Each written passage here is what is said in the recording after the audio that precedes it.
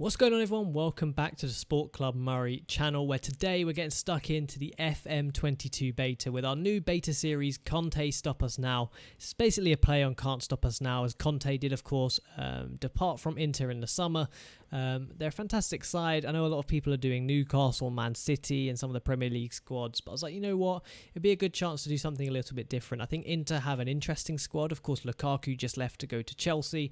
Edin Dzeko's sort of stepped into his place. They've got Lautaro Martinez. Just a fantastic core. A lot of old players. Handanovic, 37. Arturo Vidal, 34. You know, so some older legs in there as well. But we are getting stuck into the FM22 beta today, as I mentioned. It has actually been live since 8 p.m. UK time, October 2021. October 21st, should I say 2021. You can go and install it. It's about 3.29 gigabytes. So go and install it. Please remember, it's not the official game, so there may be bugs. There may be little features that don't work quite as smoothly as you might wish. But I've had no issues so far. I am actually bringing you the first game of the season, although that is a little bit of a porky. I was meant to bring you the first game of the season, which was the 3-0 thumping against Milan, which you can see on the screen here. But unfortunately, my recording didn't have any sound, so you would have just seen me talking, but no audio. So unfortunately, it will be the second game of the season, but you will get to see some of the gameplay firsthand. Like I said, I have stuck pretty similarly to what Conte was running with a 3-5-2. Of course, wide centre-backs are now a feature of this game, so I thought that would be interesting. You know, with the wing-backs maybe moving forward up the pitch. I might even actually switch these to attack.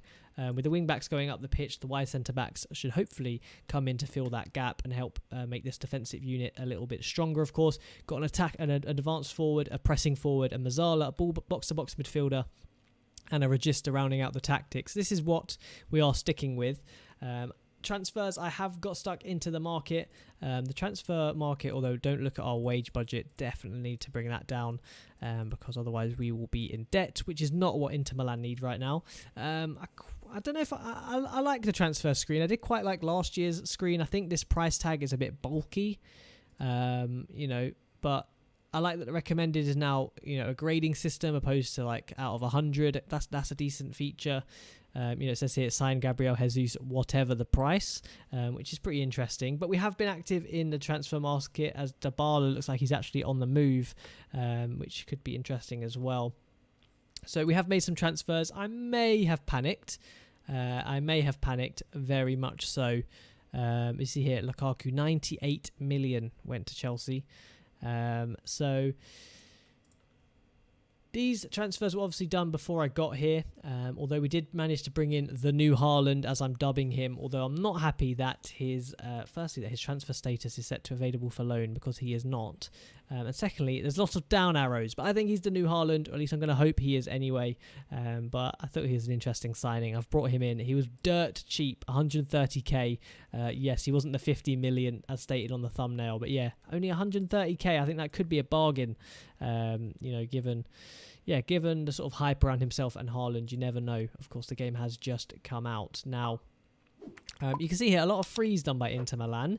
Çalhanoğlu, Dzeko, but some interesting ones of my own. Now, Dani Alves, I think he's pretty good. 38 years old, I think that's pretty good. I think he's a solid player here. Yes, his pace is falling off a bit, but first touch, long shots, passing, tackling, technique, determination, he looks very good. For a free transfer, 38k a week, he's on a 2-year contract, so playing till he's 40. I don't think that's that bad, in all honesty. The only downside is he's unavailable, as he's on a sabbatical until the new year. He's just taken 6 months off. Don't really want to play football, so I can't actually register him until January. And the other one is another free signing, Paulinho. The man who used to once upon a time be at Tottenham, Barcelona, went over to China. He is, of course, now a free agent. And you know what? He looks solid. He looks very solid. Lots of 14s, some 16s in there. But as an all-round player, again, a 2-year contract, 80k a week, I reckon you could probably negotiate that down. He initially agreed to 64, but Manchester United went in for him and they said, look, if you offer more money, we'll come to you, which is exactly what I did. So, we've only played the one league game so far. Like I said, a nice 3-0 win over our rivals, with Vidal, the 34-year-old, actually getting sent off, unfortunately. But yeah, that's quite interesting. Like I said, some lovely new features this year around the data hub is one I'm excited for. Although, of course, it says here they'll start sending reports and visualizations after 3 league matches. So we might be able to get stuck into that next episode, if not episode 3.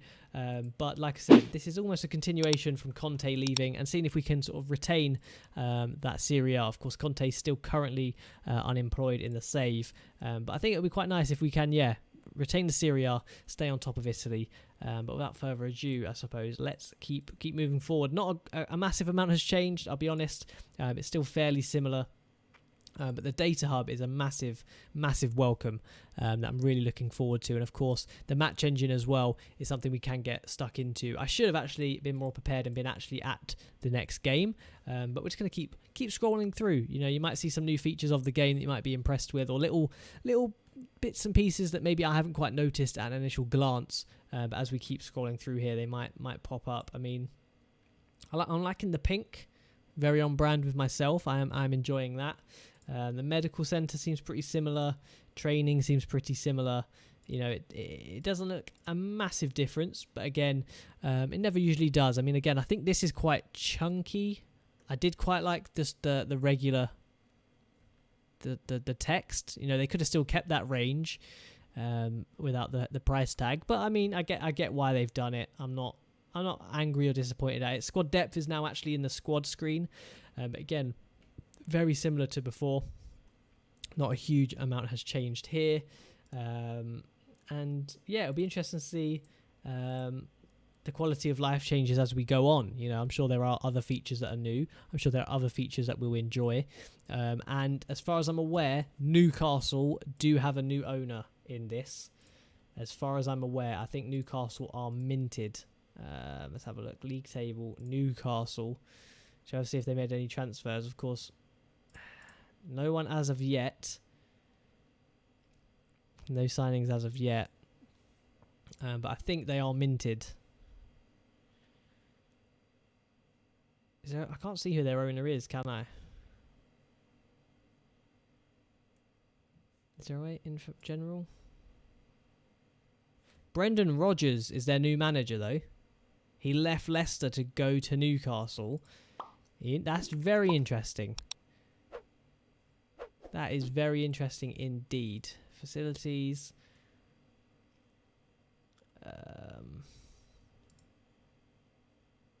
Profile. Can I not? Okay, it's not showing me. I'm fairly certain they have a new owner. But don't hold me to that.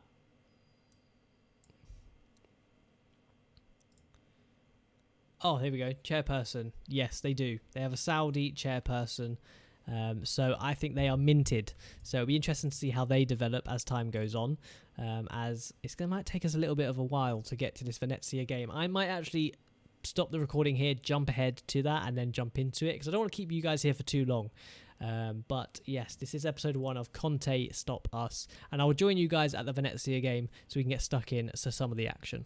Right, here we are. We're now at the Venezia game. We're no longer top of the Serie A. And actually, in the interim, the Champions League group was drawn, which I probably should have brought you guys. But nonetheless, here it is on screen, and it is tough. Inter Milan ourselves, Barcelona, Porto and Wolfsburg. Now, I know Barcelona are not the team they once were, but you still don't really want to play Barcelona, you know? Although, with Luke de Jong up top, and Braithwaite in the right midfield, I'm not as worried anymore, actually. But they're still a solid side. Frankie de Jong, 126 to 153 million is a little bit absurd. I will not lie. As Venezia are actually trying to take one of our players, which I do reject that. Now, in the interim, I actually was just browsing Twitter on my other monitor whilst leading up to this Venezia game, and I saw that someone said they have interviewed with Newcastle United on the FM22 beta and were offered 200 million in the transfer budget. Now, I don't know how well Brendan Rodgers will spend that. I don't know if he even can still spend it this late into August. I imagine he can. It doesn't look like he's done it yet, as they still haven't brought anyone in. But we'll have to keep an eye on that. Maybe towards the beginning of September, we'll check in with them again and see where everything's at. But this looks fairly similar to last year again. You know, attacking to positive, opposition instructions. Although they have a T. Henry up top, it's not Thierry, it's Thomas. So watch out for him as an Arsenal fan. But of course, in goal, it will be Handanovic. Skriniar is actually injured, unfortunately, which is a huge shame. So De Vries is going to come in with... Actually, who do I want here? I might actually make De Vries the middle centre-back here. And then I might put...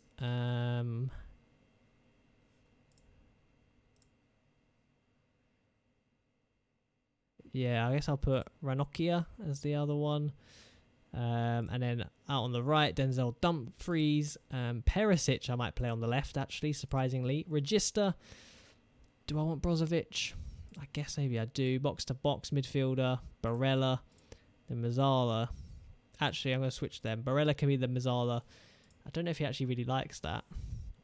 I don't think he does. Maybe I make... This is tough. Fitting all of these in is tough.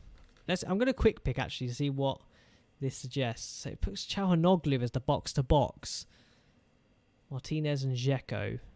I'm going to play Haaland as well. Do I want Çalhanoğlu as a box-to-box? I don't think I do. I'm going to swap them around like that. And then Darmian's playing instead of Dumfries. No, I definitely want Dumfries. And then I think I want Ranocchia here. Like that. Opposition instructions. Still pretty similar to last year. So no real massive changes from what I can see. But again, the match engine might have changed. What number should we give Haaland here? We are in Italy, so I might give him an odd number, you know. I'm going to give him number 90. Why not? Number 9, number 10, put them together, 90, you know. This looks pretty similar, actually, as well. I'm a big fan of it. I do like this screen, I'll be honest. I do like what's that called again? The lineups. I do like the lineups. Maybe shouldn't be saying that jumping into a game. But here we are. I am going to have to change the settings as well. Let's have a look, because this is looking very slow. Our key highlights, during highlights can be that fast. During text only down below. Don't want it. I guess, yeah, maybe like that. I think replays on, sounds are off. That's fine. And we're getting stuck in. No highlights as of yet. Can I still drag? I can still drag this out like I could last year. I would quite like to have.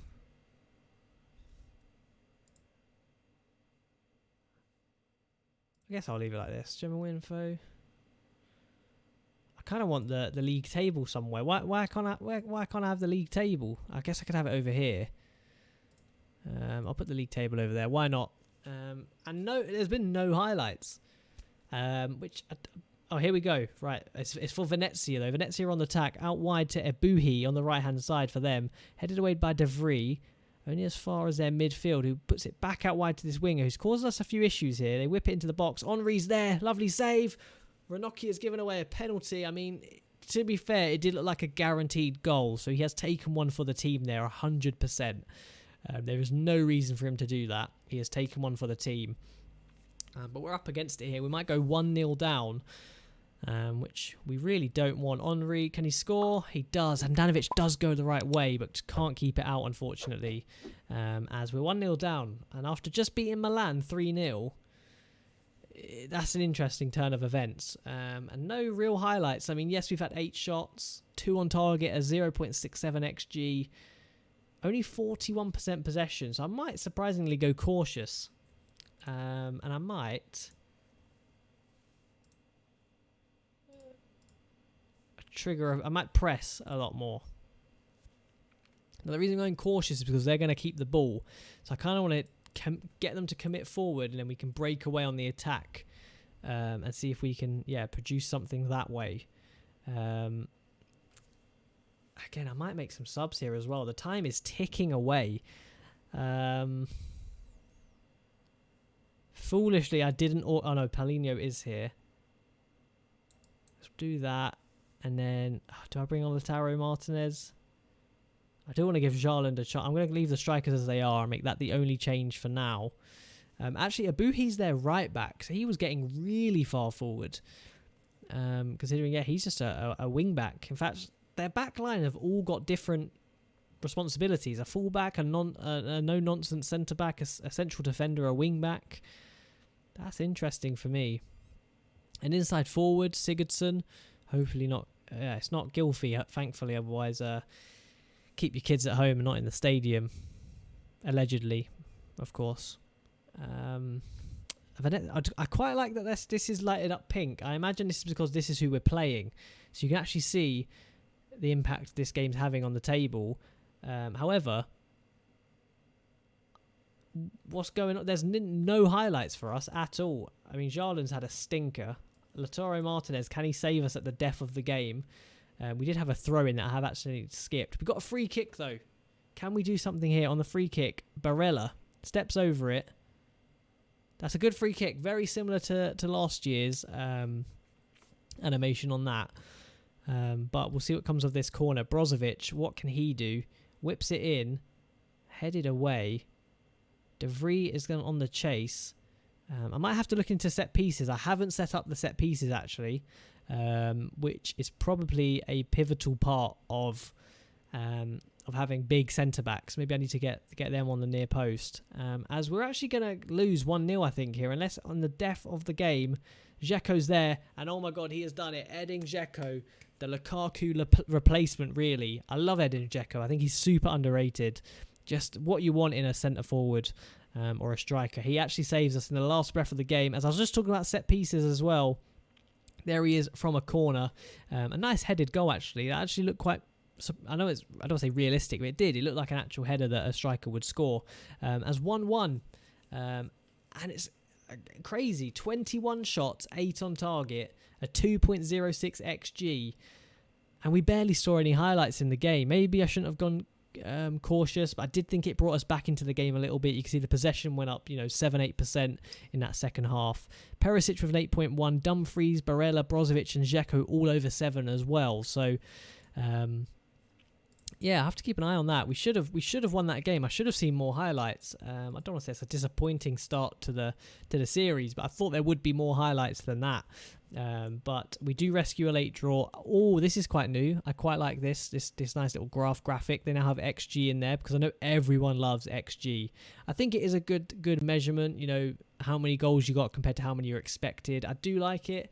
Is it a bit overused and oversaturated right now? Yes, but again, Football Manager can only really follow the trend, and if everyone wants it, then they're going to put it into the game. And I do kind of like the feature, although it does make you feel a little bit robbed almost. But that is it for today's episode. Unfortunately, yeah, I'm surprised there was so little highlights in that game, especially for us having 21 shots. But you did get a little bit of a peek at the match engine, and yeah, some of the new features. Of course, the data hub will be applied next episode. So in episode 2 we'll dive into that after our game against Spezia. So for next episode I'm actually going to jump straight back in. I'm going to join you with Spezia and Wolfsburg, get some Champions League action, a little bit of Serie A. That is it for today's episode though. If you did enjoy it, please drop a like down below. It helps out the channel a ton. There will be daily videos apart from maybe on Sunday, but for 6 days a week you should have daily videos covering the FM22 beta. And like I said, this is now live for anyone and everyone that has purchased the game through an improved retailer. You can go on Twitter and look at Dr. Benji Lelujo, many of the other creators to find discount links. I think you can get it for $32.99 if you use one of their codes, or you can of course just go directly to Steam, get yourself some Steam points and install it via that by buying it for cash and then getting the Steam points to customize your profile or whatnot. That is the end of today's episode. Thank you guys very much for joining me today, and I'll catch you guys in the next one. See you later.